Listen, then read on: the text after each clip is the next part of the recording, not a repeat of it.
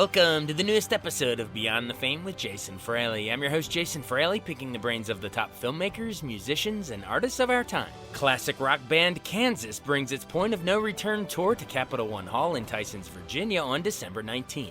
I spoke with current lead singer Ronnie Platt about the band's unlikely rise from Topeka, Kansas to land smash hits like On Wayward Son and Dust in the Wind. Hey, Ronnie, thanks so much for joining us. Jason, pleasure to be here. Glad to speak with you. How excited are you to be playing to come and help sort of open a new venue here? I mean, is that always exciting, or is it ever sort of nerve-wracking because you don't really know what to expect?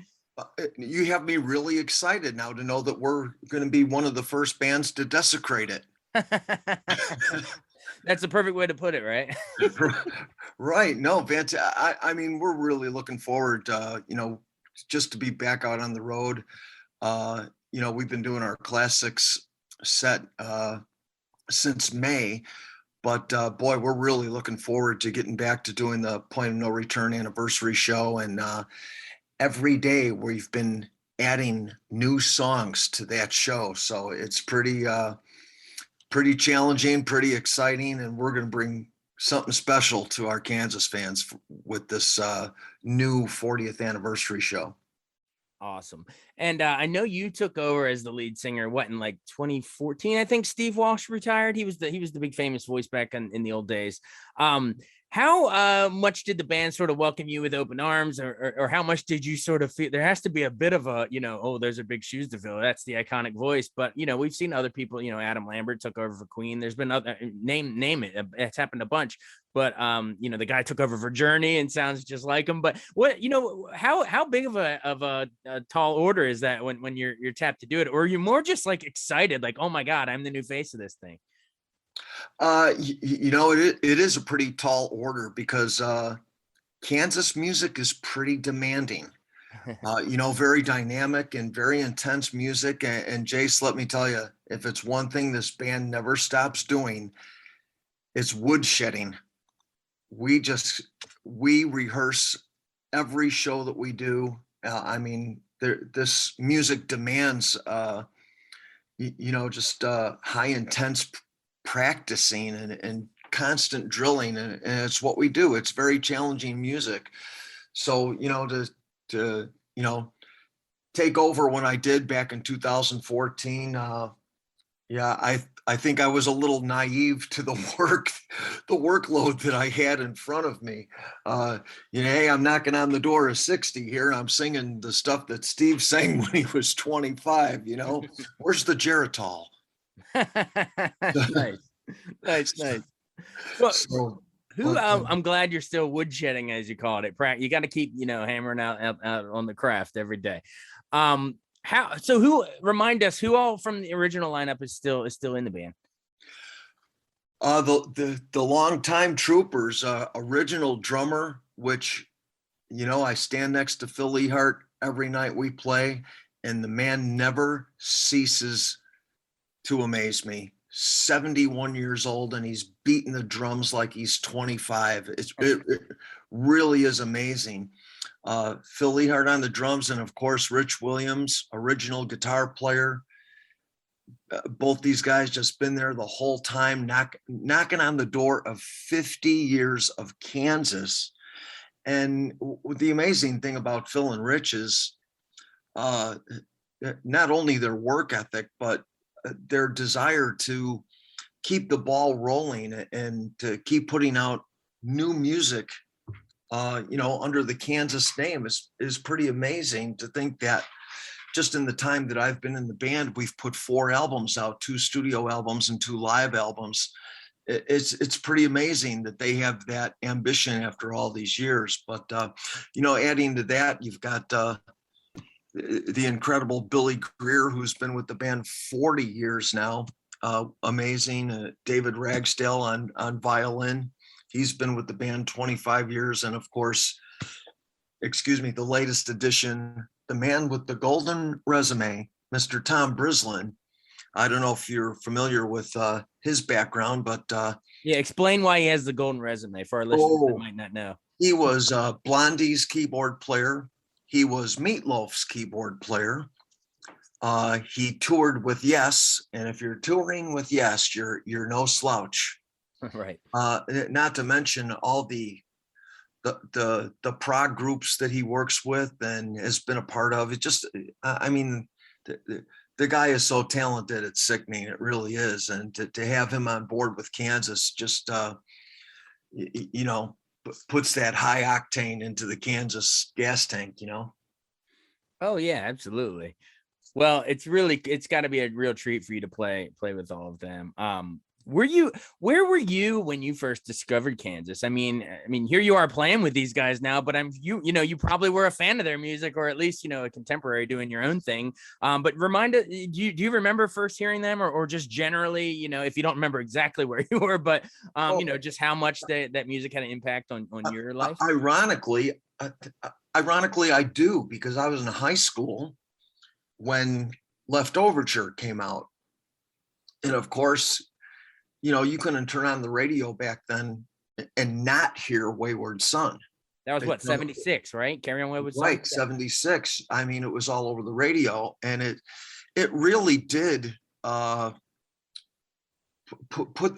the prog rock influence in me. I really just gravitated to the instrumentation and all the stuff that was going on in the music. And, I really, back then, back in the 70s, when you turned on a radio station, especially, I lived just outside of Chicago. So you had the big Chicago radio stations, and AM stations, WLS, WCFL. And you heard such a diverse variety of music. You'd hear Wayward Son, and then you'd hear a Jackson 5 song. It was really not so streamlined genre back then. But even with the variety of music that was on the radio, I just heard Kansas and gravitated towards that music. And then, of course, going out and buying the album, the big vinyl album, and you're always excited to see the artwork of the album and everything inside, the lyrics and everything that came with. And I would end up going back and buying the earlier albums by Kansas that they put out, and was a fan ever since, and really influenced me into prog rock so much that I totally skipped the hairband thing in the 80s. I was it's funny, the term I use is I wasn't a prog rocker, I was a snob rocker. Because I was so into the progressive bands. I loved Kansas, I loved Genesis, Rush. I was in a band for 3 years that did nothing but Yes music from 87 to 90. And it really just proves what a love I have for prog music. But in all my cover bands up until the time that I became a member of the band Shooting Star and a member of Kansas, I was always a prog rocker at heart. I love it. I love hearing your sort of trajectory there. That was great, and how you sort of skipped over a certain genre and stayed the course. Jace, I got a funny story for you. A friend of mine from high school, Dave, I go to a bar with him one night, and it was one of the rare nights. I mean, from the age of 18, I'd always been in a working band. So it was rare that I had like a Friday or Saturday off, because I was always playing out. But I went with Dave to this club, and this band was playing, and they did kind of like, top 40 stuff and, rock that was hot at the time. And they start playing this song, and the crowd goes nuts. And I'm like, Dave, why are they going crazy? Well, who is this? And I'll never forget this. He gives me the strangest look, and he goes, you never heard this song? And I'm like, I'd never heard this song before. Who is this?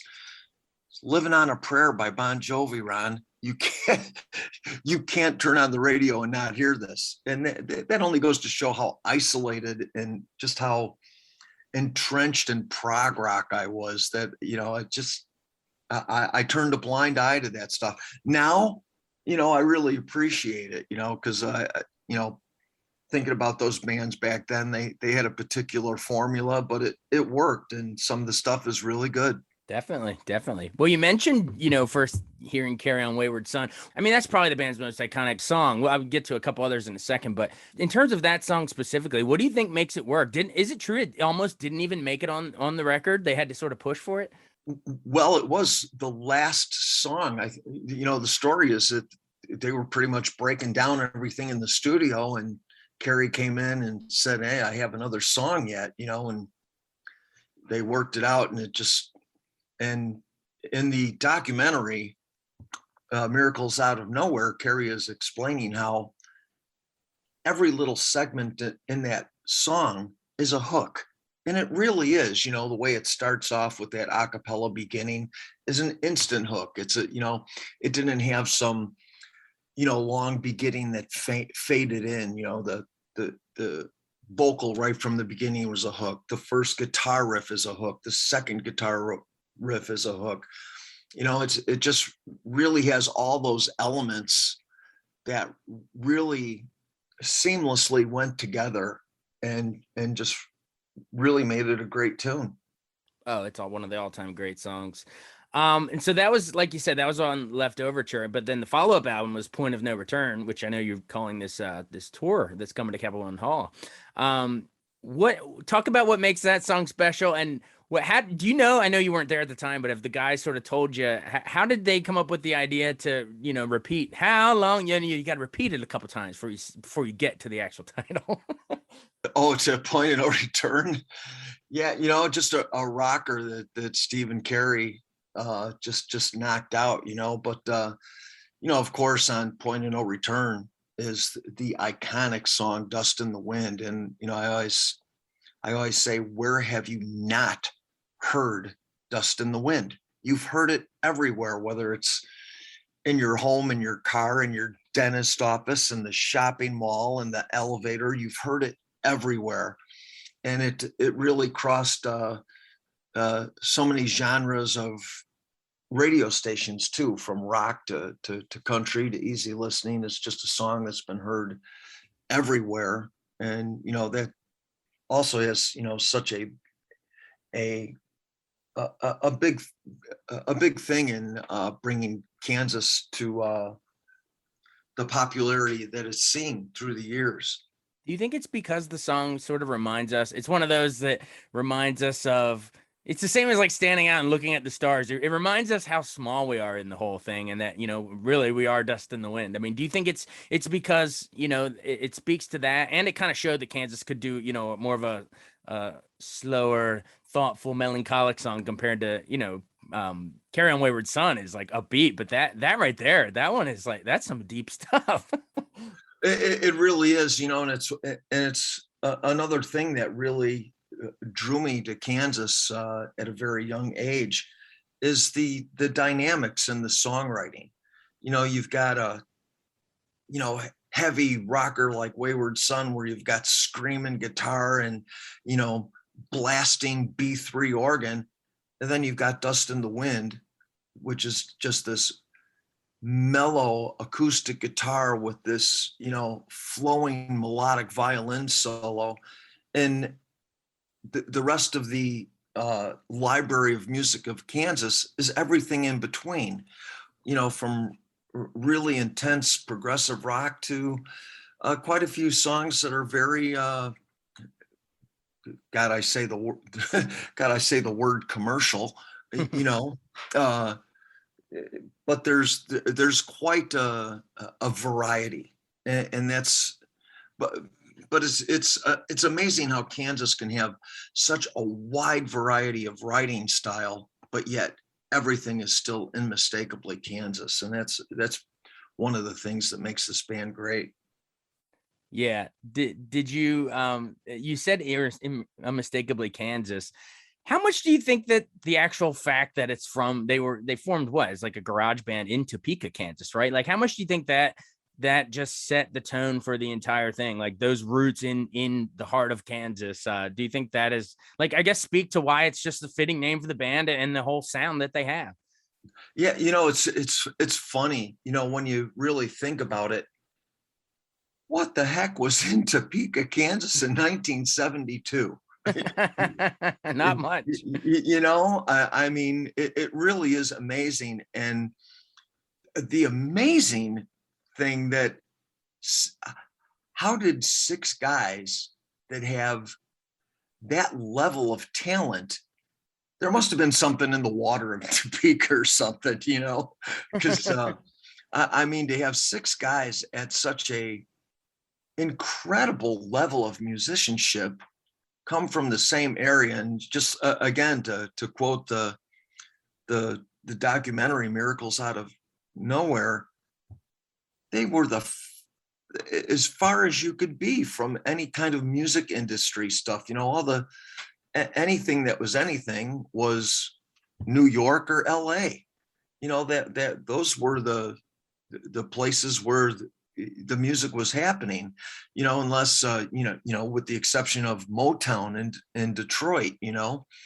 I mean, it really is a 1 in a billion shot of how does a band come out of Topeka, Kansas in the early 70s and really achieve this kind of stardom. It's really amazing. Do you know the actual, as the band has told you over the years, passed down the story to you? Have you heard, do you know how that actually happened? Like they were, what was it? Like Don Kirshner, I believe, and his assistant Wally Gold heard a demo or something? They sent a demo to New York, and they had a guy bring it to Don Kirshner's office. And, and again, I can't stress enough to see, even if you're not that big of a music fan, the Miracles Out of Nowhere documentary it's so interesting. But for them to have a tape brought to Don Kirshner's office, and, the story is that, the guy walks in and there's just all these tapes on the desk, and, the chances of them being, even heard at that point was probably 1,000,000 to 1. But eventually over time, someone listened to it, and, Don Kirshner's right-hand guy, Wally Gold, was, sent to see them in Kansas. And, they put together this show in Kansas, and gave away a bunch of free beer and attracted a lot of people. And the thing that really stood out with them was of course Robbie Steinhardt having a violin so prominent in the music, and that's probably the one element that stood out amongst other demo tapes that were there. And Wally Gold went out and saw him, and that was the beginning of the whole story.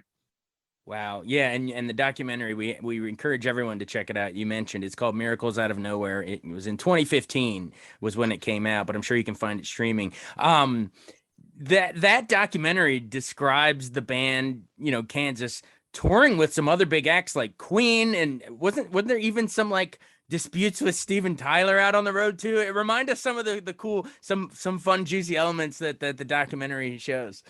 Yeah, it's so funny to hear that story of, Kansas playing with Aerosmith, and Aerosmith didn't like it when the opening band went overtime, and how Steven Tyler was kind of well, I'm trying to use not the incorrect choice words here, but he was headstrong. Right. We'll go with that, Jace. We'll go with that. I'm saving you. Thank you. Throw me another life preserver in case I need one. But yeah, he didn't like when bands were going over, and they had a little scuffle with Steven Tyler. But boy, I mean, just all the bands they've played with over the years and became friends with, and I've heard stories about all of them. I mean, just between Blue Oyster Cult and Cheap Trick and just everyone they've played with, just really incredible. Yeah, it's been quite a run. Do you have fans that come up to you after concerts and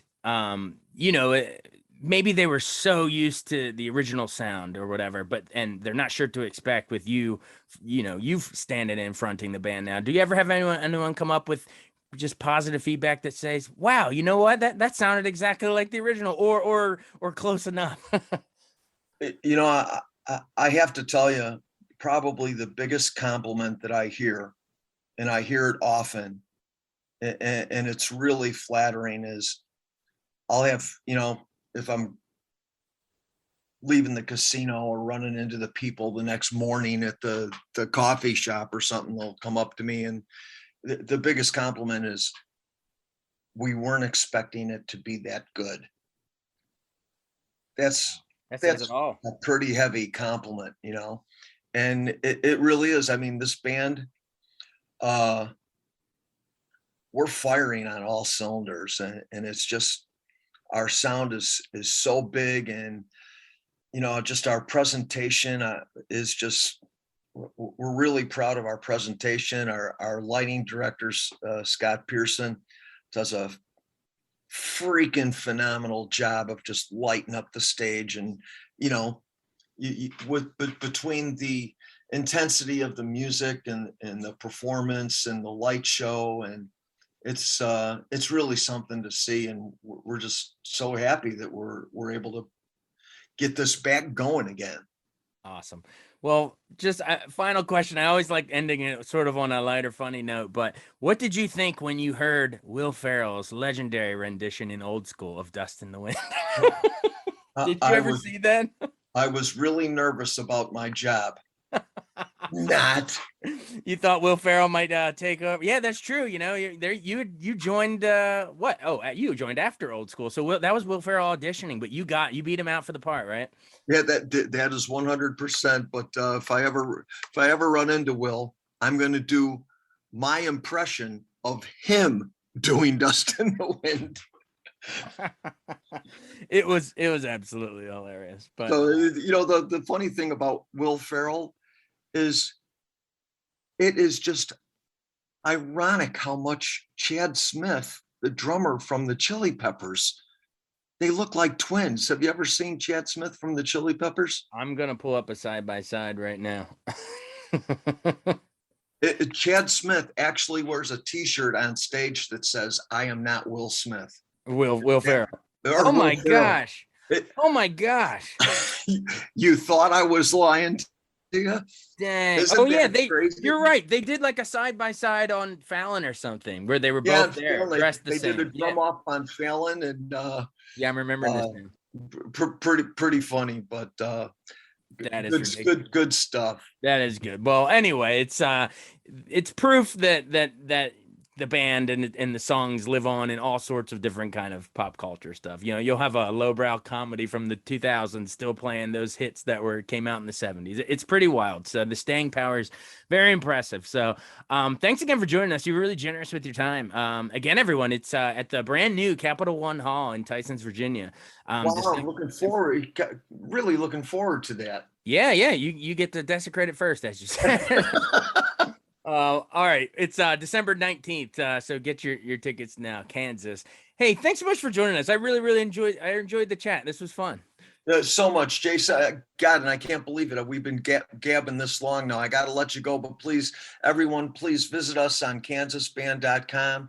Check in with news. Follow us where we're playing, because we are playing everywhere. We're booked through the end of next year right now. So please come see us.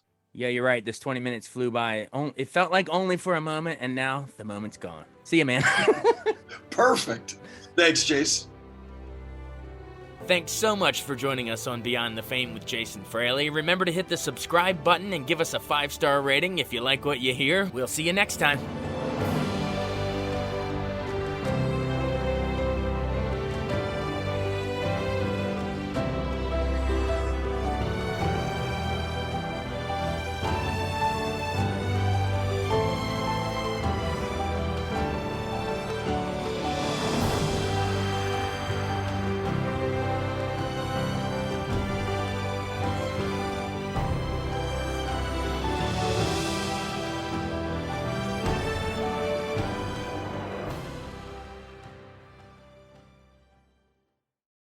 I wanted to take a second to tell you about an app I really enjoy. Living in the DC area is great, and Podcast DC gathers all of the local shows that I like all in one local app. Health, sports, local news, politics, and so much more. Podcast DC is the new local app with hundreds of DC area podcasts to choose from. I can earn exciting rewards just for listening and share the podcasts I love instantly. Available in the App Store or in Google Play, listen local with Podcast DC.